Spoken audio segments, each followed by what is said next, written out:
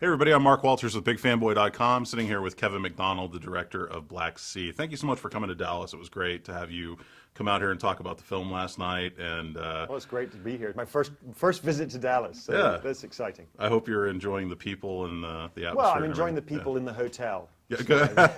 Usually where I've been. Nobody thinks about when you do these press tours, like you never even leave the hotel. You're Well, like here the whole time. You become a great connoisseur of hotels, of suites.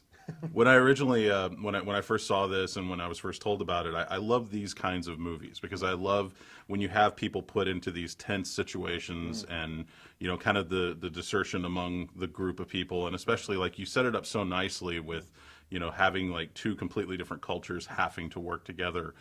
You mentioned something last night about where the idea originally came from for you. Yeah. Can you talk a little bit about was the basic concept and the basic story of it always kind of, how did it germinate? How did it build, basically? The original idea sort of, took shape in back of my head back in the year 2000, so a long time ago, when the Kursk submarine went down, which was this Russian submarine in the Barents Sea. It went down during a training exercise. There was a big explosion. Most of the crew died immediately, but some of them survived. 25 of them survived at the bottom of the sea. And they were in this compartment that still had air in it. And slowly the air started to run out, and the rescuers above couldn't get down to them, even though they were only like 350 feet down. I mean, that's no distance. It's the length of a football field or something, isn't it? I don't know how long the football field. I'm not American. I don't know how long a football field is. But it's it's around that length. And there's something about that situation of being so close to the air, so close to an environment where you can live, but just being not able to get there.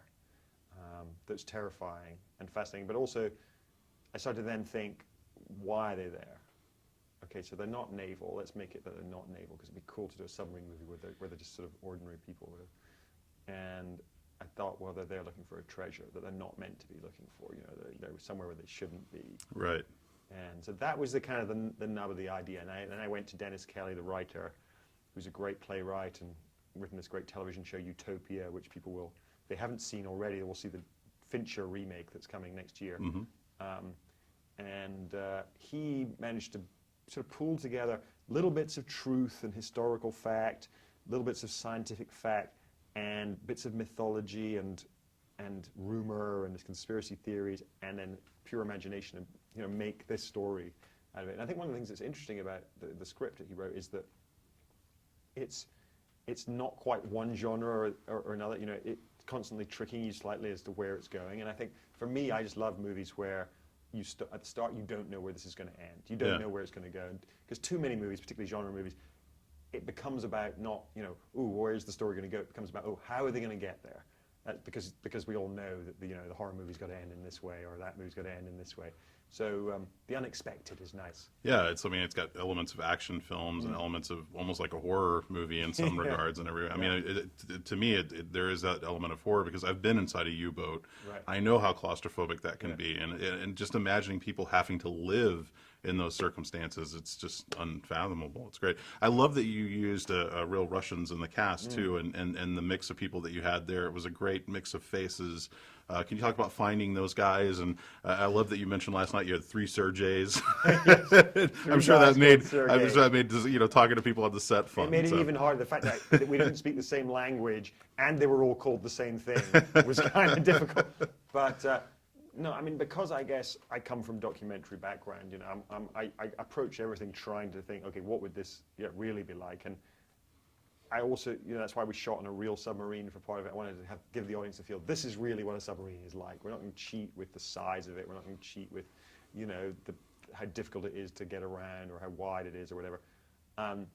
And with the actors, the studio, of course, said, well, don't go to Russia and get actors. You crazy? Just get, some British actors to do or American actors to do a nice Russian accent. What's wrong with you? That's what everyone usually does.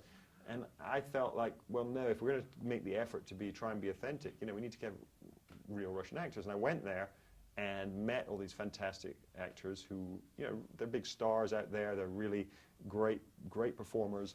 And they all agreed to come to Britain. 6 of them agreed to come to Britain and spend their summer in Britain. And they bring a kind of a real quality to it of not just being great performers who you've never seen before, because that's the thing.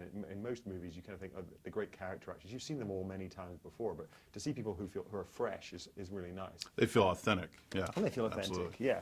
But it did add, the complications. They like to talk a lot and argue a lot, the Russians. It's intellectualizing everything a lot. It's a lot of, I love what you were saying about how they wanted to know their background story. yeah, and like even all if that. they're in a scene where they're kind of like they're walking into the room and picking something up and going out, it's kind of like, that's an hour's discussion. Right. What am I picking up? Why would I be picking it up now? Yeah. And in the end, every conversation was end with me like saying, we're just never going to shoot this unless you do it now. We just, okay, just Yeah. do it. Well, and also I want to mention that it's a great cast of, like, I mean, not just Jude. I mean, he's terrific always in everything he does. But I love that you use Scoot McNairy. He's one of my favorite actors from around here too. Yeah. And Ben Mendelsohn, who is always terrific in everything he does. And, Well, it's really nice to get to have an ensemble cast that is just made up of great character actors. Everybody I cast was just a great actor in their own right, and they were cast because they were right for the role, rather than that thing that you get pressured to do on bigger movies where you get pressured. Oh, you got to have 2 stars, 3 stars. You got to, and you think, oh God, that person's not really right, but I'm going to have them. Yeah. But having said that, a lot of people are amazed with Jude Law in this movie because it's so not what Yeah. Jude Law is normally like. Totally, He's yeah. playing this very.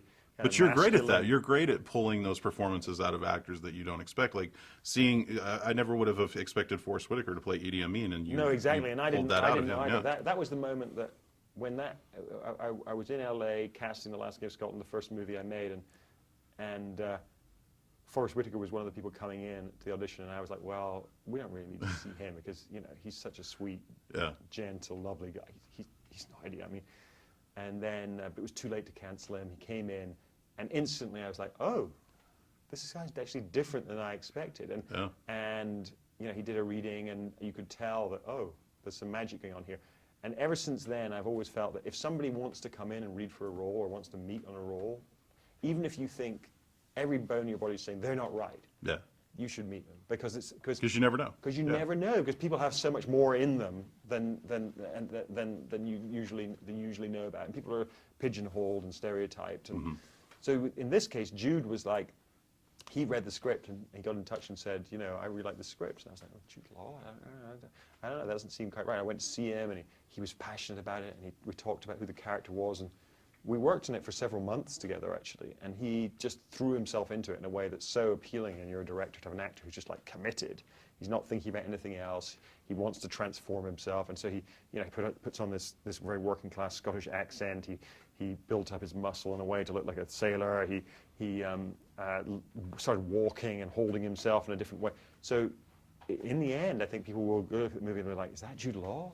Yeah, he really transforms. Yeah, and I think it's great. I mean, it's obviously at the moment we're sitting here on Oscar morning, and we see Steve Carell to be nominated for Best Actor. Who would have thought? Yeah, Foxcatcher. I mean, and that's a great transformative performance. And the director of that movie has seen something in him and thought that there's something more to this guy than the comedian. Absolutely.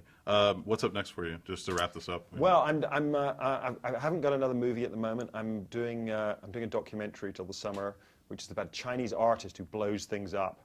He kind of uses fireworks and gunpowder. I love it. Yeah, exactly. You gotta like that. It's incredibly visual. He's the guy who did the thing that people know about him is that he did the opening ceremony of the Beijing Olympics. Those fireworks and the footsteps across the sky. Okay. That was very controversial at the time. But mostly his work is more kind of conceptual than that. And so I'm filming a lot of slow motions of explosions. It's kind of cool. Sounds like fun. Yeah. Everybody check out Black Sea. It opens up in New York and LA on January 23rd and in Dallas on January 30th. We'll have more information down below and where you can see it. Kevin, thank you so much for bringing this to Dallas. It's a great real pleasure pleasure to finally meet you. So Great. Thank you. Nice to meet you.